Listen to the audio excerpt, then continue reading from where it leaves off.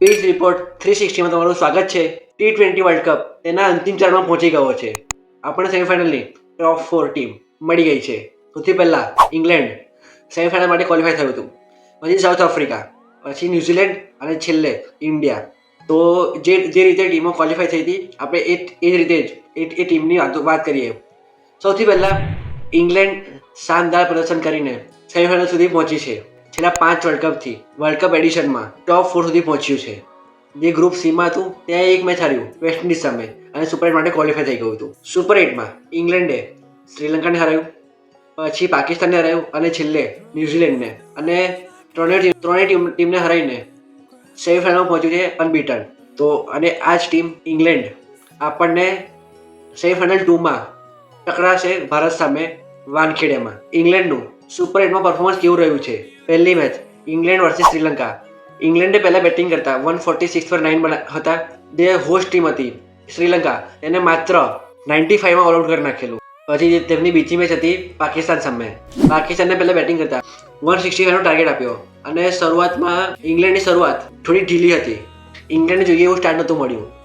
ત્યાં કેપ્ટન હેરી બ્રુકે શાનદાર 100 રન માર્યા હતા અને ઇંગ્લેન્ડ 164નો ટાર્ગેટ ચેઝ કરી દીધો હતો. પછી ત્રીજી મેચ હતી ઇંગ્લેન્ડ વર્સિસ ન્યુઝીલેન્ડ.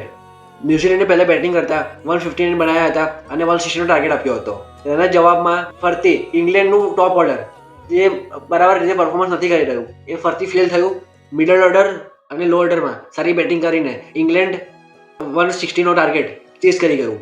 ઇંગ્લેન્ડ માટે એક ચિંતાનો વિષય એ છે કે ઇંગ્લેન્ડનું જે ટોપ ઓર્ડર છે તેમના રન જ નથી આ વર્લ્ડ કપમાં. અને સૌથી મોટો ચિંતાનો વિષય છે જોસ બટલર.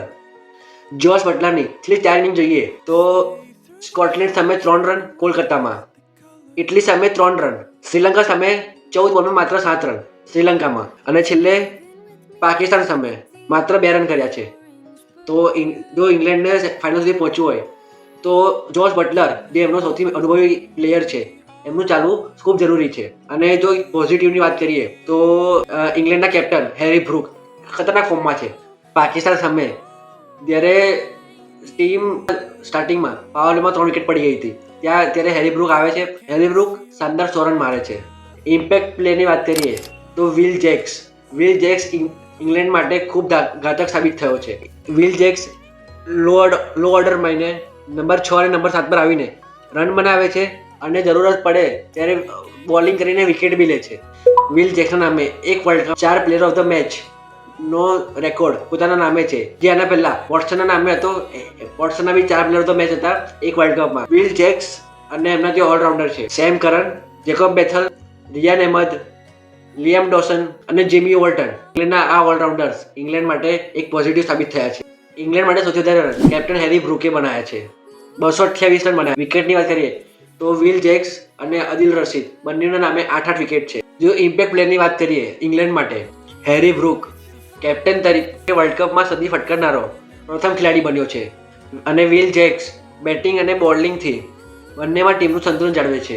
ઇંગ્લેન્ડની વીકડી એ છે કે ઇંગ્લેન્ડનું જે ટોપ ઓર્ડર છે એ કન્સિસ્ટન્સી રન નથી બનાવી રહ્યું. જો એ આ પેચ જે ટોપ ઓર્ડરનો પેચ છે જો એ ટોપ ઓર્ડર ફોર્મમાં આવી જશે તો ઇંગ્લેન્ડ માટે ખૂબ ફાયદાકારક સાબિત થશે. મિડલ ઓર્ડર અને લો ઓર્ડર છે ઇંગ્લેન્ડનો એક મજબૂત પાસો છે.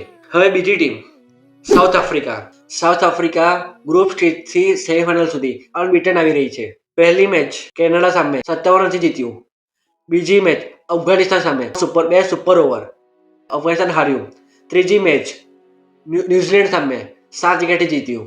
યુએઈ સામે 6 વિકેટથી જીત્યું. સુપર 8માં ઇન્ડિયા સામે પહેલી મેચ 76 રનથી હરાયું.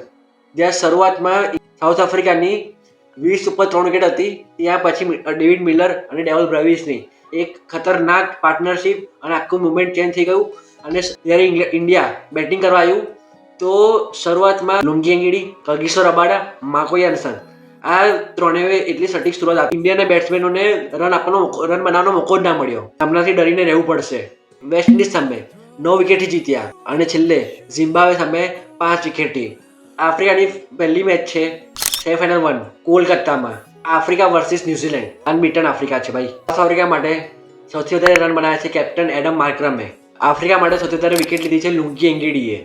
ઇમ્પેક્ટ પ્લેયરની વાત કરીએ તો એડન માર્ક્રમ કેપ્ટન તરીકે શાનદાર ફોર્મમાં છે અને તેની ટીમ સુપર 8માં જઈ રહી છે. લુંગી એંગીડી પાવર પ્લેમાં અને ડેથ ઓવરમાં ઘાતક સાબિત થઈ રહ્યો છે. એક વીક લિંક જોઈ લઈએ. આ ટીમ સ્લોઅર બોલની વિવિધતા સામે સંઘર્ષ કરી રહી છે, જ્યારે તેમની એવરેજ માત્ર 18.33ની છે. તો સાઉથ આફ્રિકાને રોકવું આ વર્લ્ડ કપમાં તો અઘરું લાગી રહ્યું છે. તો ન્યુઝીલેન્ડને તેમની સામે જીતવું હશે. એમનું 100% નહીં 1000% આપવું પડશે આફ્રિકાને હરાવવા માટે.